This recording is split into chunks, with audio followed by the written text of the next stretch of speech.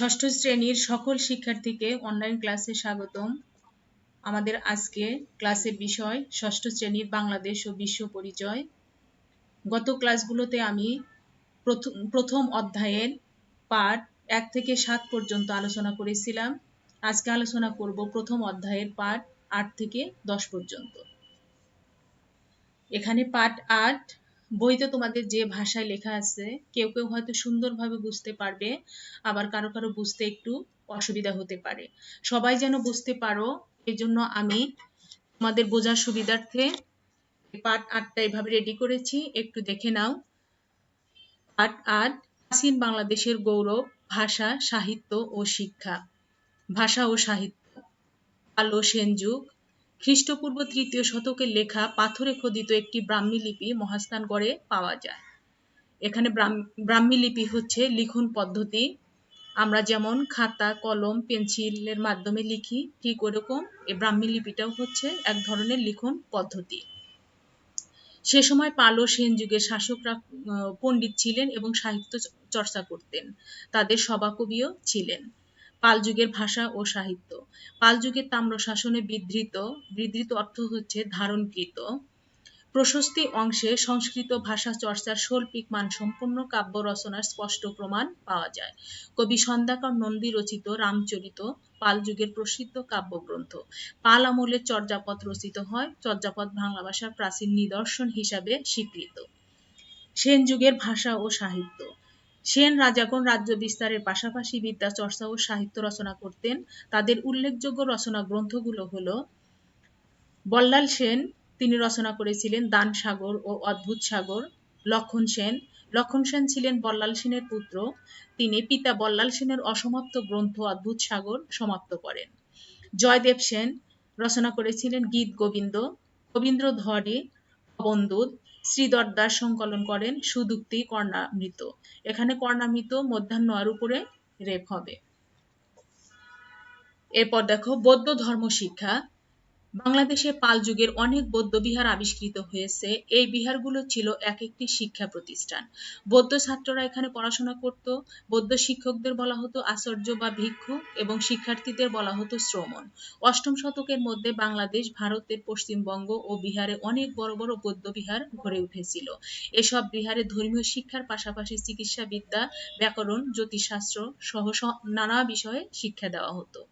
হিন্দু ধর্ম শিক্ষা। প্রাচীন বাংলাদেশে হিন্দুদের প্রাথমিক বিদ্যালয় ছিল 3 ধরনের, যেমন গুরুগৃহ, চতুষ্পাঠী এবং পাঠশালা। রাজা, মন্ত্রী বা অভিজাত ছেলেরা গুরুগৃহে পড়ার সুযোগ পেত। গুরু অর্থাৎ ব্রাহ্মণ সন্ন্যাসীরা বনের মধ্যে কুটির বানিয়ে থাকত। ছাত্ররা গুরুর বাড়িতে থাকতো এবং লেখাপড়া করত। চতুষ্পাঠীতে কেবল ব্রাহ্মণ ঘরের ছেলে মেয়েরা পড়তো। ব্রাহ্মণ ছাত্রদের সংস্কৃত শেখানো হতো যাতে টোলে উচ্চশিক্ষা গ্রহণ করতে পারে। টোল কি? প্রাচীন বাংলাদেশে হিন্দুদের উচ্চশিক্ষা গ্রহণের প্রতিষ্ঠানকে টোল বলা হতো। টোলের প্রধান পাঠ্য বিষয় ছিল হিন্দু ধর্ম গ্রন্থ। এই ছিল আমাদের পাঠ 8। এছাড়াও আরো কিছু কথা আছে, আমি সংক্ষিপ্ত আকারে যে সারাংশ তোমাদেরকে বোঝার সুবিধার্থে এভাবে লিখে রেডি করেছি। তোমরা বই থেকে আবার রিডিং করে নিবে, একদম ক্লিয়ার হবে। এরপরে আমরা আসি পাঠ 9 মধ্যযুগে বাংলাদেশ। এই মধ্যযুগে কিভাবে ইসলাম প্রতিষ্ঠা লাভ করে, এখানে কারা কারা এই বাংলাদেশের সাথে কাদের কাদের দ্বন্দ্ব ছিল, কিভাবে মধ্যযুগটা চলছে, এই সম্পর্কে আমরা পাঠ 9 মাধ্যমে জানতে পারবো। মুসলমানদের শাসন ক্ষমতা লাভের পর থেকে বাংলাদেশে মধ্যযুগের সূচনা হয়। 1204 খ্রিস্টাব্দে রাজা লক্ষণ সেনকে পরাজিত করেন তুর্কি মুসলমান সেনাপতি ইখতিয়ার উদ্দিন মোহাম্মদ বখতিয়ার খলজি।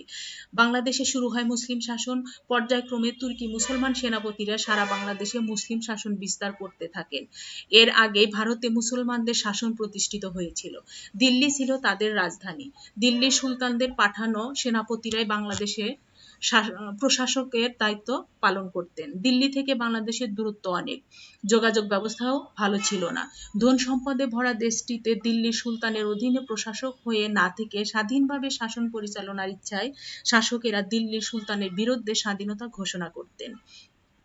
এ খবর দিল্লিতে গেলে বিদ্রোহীদের দমন করার জন্য সৈন্য পাঠানো হতো।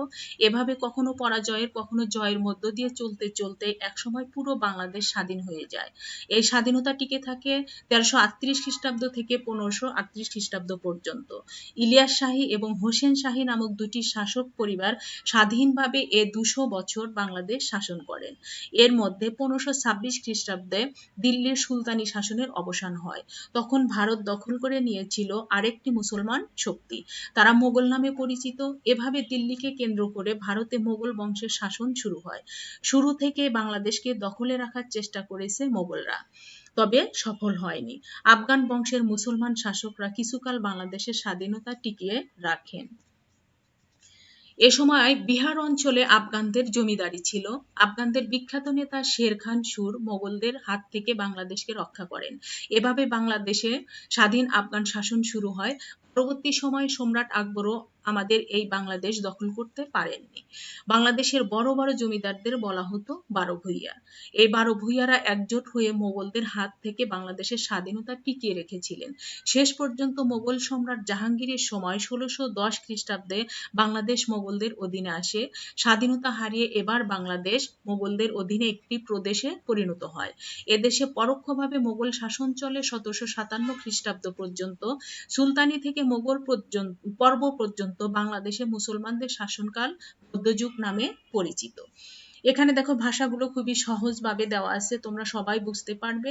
এখানে আলাদাভাবে তোমাদের আশা করি আর বোঝাতে হচ্ছে না, তবে মনোযোগ দিয়ে রিডিং করবে। অনেক প্রশ্ন উত্তর এখান থেকেই পাবে।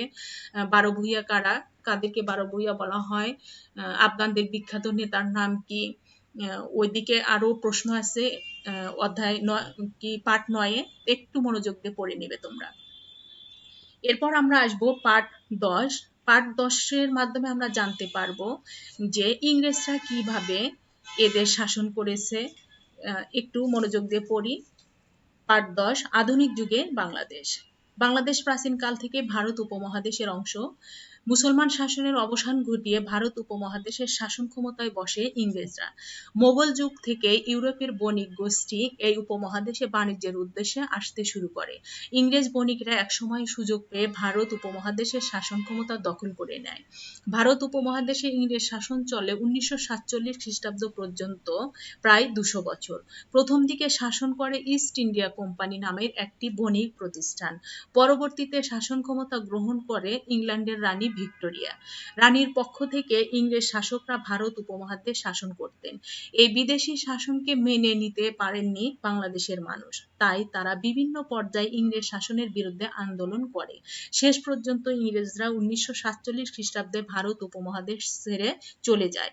এ সময় জন্ম নেয় ভারত ও পাকিস্তান নামে দুটি স্বাধীন রাষ্ট্র। পাকিস্তান ছিল দুটি ভিন্ন অঞ্চল নিয়ে একটি ভৌগোলিকভাবে বিভক্ত বেমানান রাষ্ট্র। পশ্চিম অংশটিকে বলা হতো পশ্চিম পাকিস্তান আর পূর্ব অংশটিকে বলা হতো পূর্ব পাকিস্তান। পাকিস্তানের শাসন ক্ষমতা ছিল পশ্চিম পাকিস্তানের অবাঙালি শাসকদের হাতে। তারা নানাভাবে পূর্ব পাকিস্তানের মানুষকে শোষণ করত, তাই অধিকার আদায়ের জন্য বাঙালি একত্রিত হয়, সংগ্রাম করতে থাকে পাকিস্তানি শাসকদের বিরুদ্ধে। অবশেষে 1971 সালে জাতির পিতা বঙ্গবন্ধু শেখ মুজিবুর রহমানের নেতৃত্বে ঝাঁপিয়ে পড়ে মুক্তিযুদ্ধে। দীর্ঘ 9 মাস রক্তক্ষয়ী যুদ্ধ করে 16 ডিসেম্বর 1971 সালের বাঙালি অর্জন করে স্বাধীনতা। জন্ম হয় গণপ্রজাতন্ত্রী বাংলাদেশ নামে একটি নতুন রাষ্ট্রের। এই ছিল আমাদের পাঠ 10।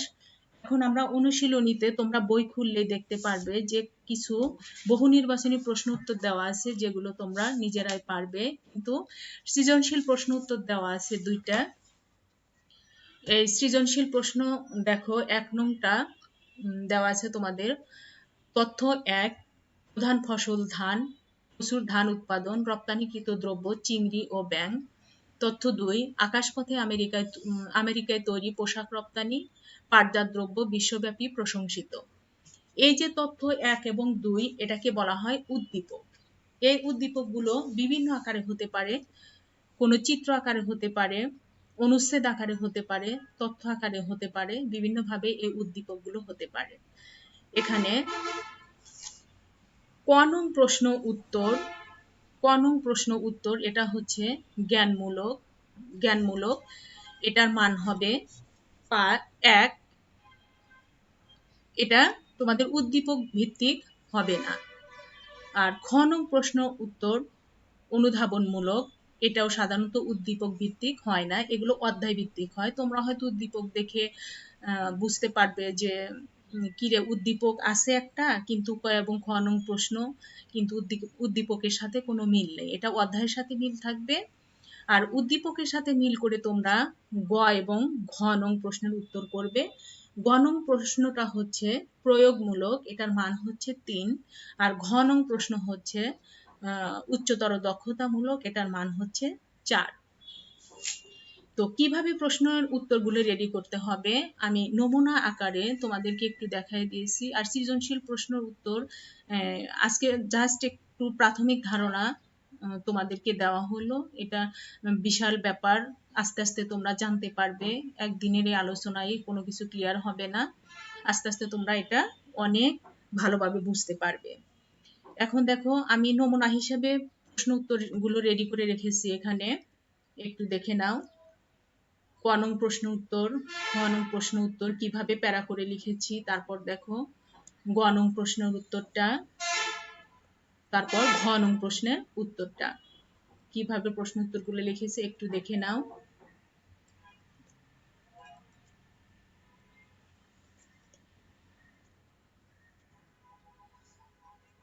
তো এটা খেয়াল করে তোমরা 2 নং একটা সৃজনশীল প্রশ্ন তোমাদের দেওয়া আছে, দেখো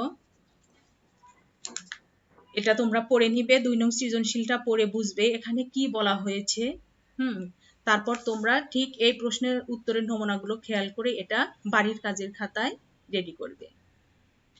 আজ আর নয় মেয়েরা, পরবর্তী ক্লাসে আবার কথা হবে, সে পর্যন্ত ভালো থেকো, সুস্থ থেকো। Thank you.